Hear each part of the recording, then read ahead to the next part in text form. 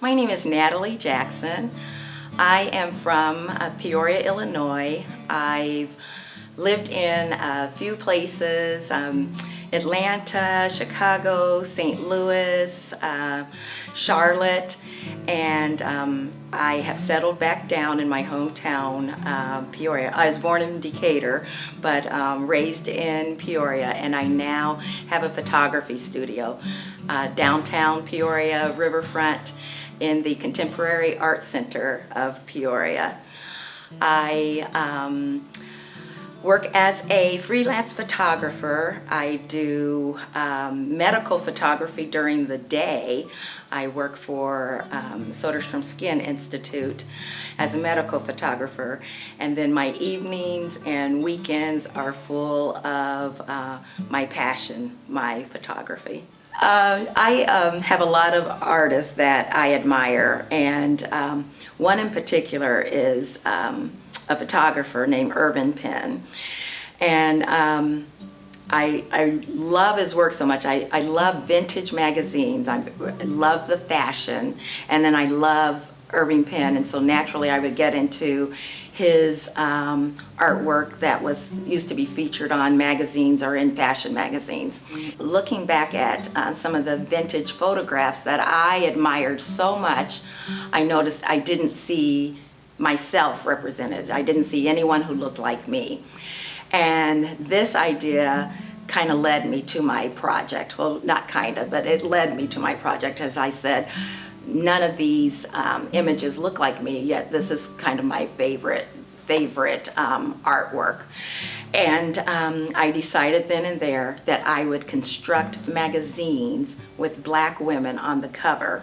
I was kind of naive when I first thought about the idea, like, why don't I see myself on these magazines? I knew Gordon Parks was shooting back then, and I thought, okay, surely someone could have shot black women. But then I thought about it and thought, okay, that's silly. I'm looking at 40s, 50s, 60s magazines, and black women at that time did not have the time to worry about matching the latest fashion of a pocketbook to their shoes or their hat. Although everyone is always clean, always sharp, the main thing on a black woman's mind at that time was basic human rights. And so that's how this project came about. We didn't have time to worry about the latest fashions. We were fighting for basic human rights during this time. And so I decided I would construct a magazine that would feature the Black history movement, the civil rights movement, but all from a black woman's point of view. Because you're taught in school about Martin Luther King, you're taught about Malcolm X, but no one hears about the women, the backbone, the strength of the movement, which was carried out by black women. So my magazine was going to not only feature a black woman, but tell about the people not talked about. So Crowns of Empowerment is actually a love letter to the black woman, saying we recognize your strength, your beauty, your resilience. It's all about these things. And as I've mentioned, oftentimes we're overlooked in history. It was Malcolm X back in 1962 who said that the most unprotected person in America was the black woman, the most disrespected person in America was the black woman, and the most neglected person in America was the black woman. So things have not changed. So this body of work is a love letter to the black woman, and she's the star, and her resilience, strength, and power is featured and highlighted in this entire body of work. You walk in and you see what they call ladies' journals, and there's these beautiful magazines, these beautiful women who lure you into the magazine. And then once you get up to it and you read the taglines, you're slapped with the ugly truth about what really happened, what is really going on. And so that's the whole message behind the body of work, to grip you and make you understand the Black woman's point of view of history. So as I mentioned, when I was constructing the magazine, it said that the taglines are most important. So I wanted to make sure that there were gripping taglines that just grabbed you and said, okay, read me, hear me.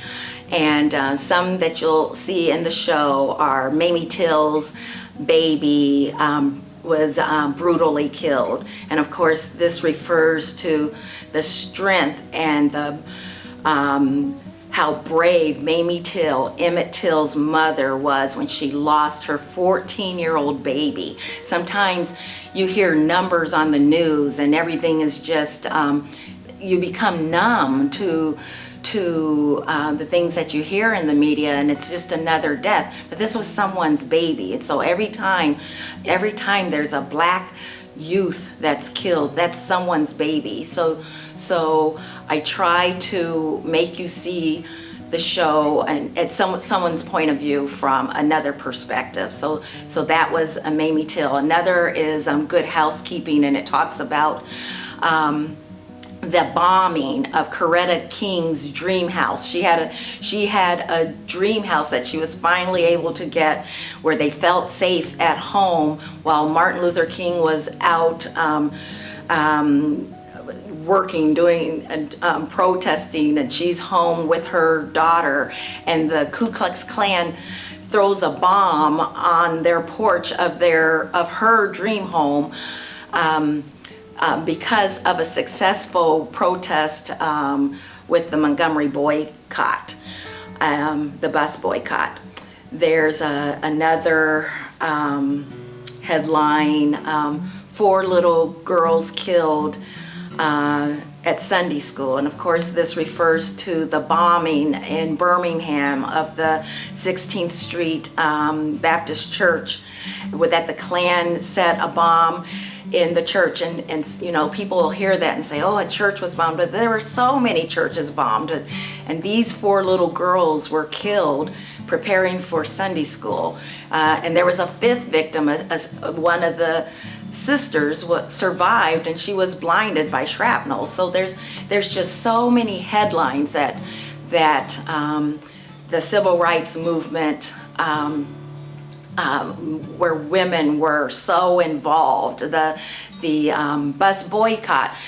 If we were told not to get on the bus, that we're boycotting the buses, how are people going to get to work? So there were women who organized carpools, and so I give honor to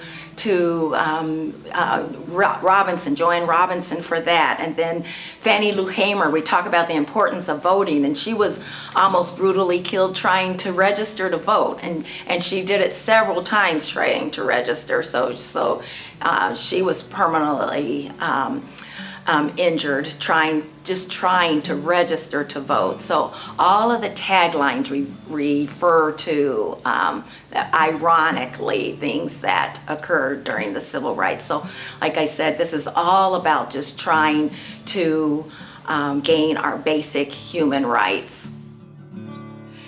So I'm very, very happy that my work was selected to be shown here in McLean County, and it really expands the area for showing the work. It came out in 2017, and it's gone to several locations, and so this is the first time it's being shown over in this county. But it's really important to me because it gives me another chance to speak to people and show the strength, the resilience, the power of the Black woman in a positive light. And who that's most important to are little Black girls who will see themselves as beautiful and important and doing important things in the world. And and I'm always happy to share that and try to show that to a bigger audience, and women everywhere just need to see the strength of other women. We are very strong when we all come together.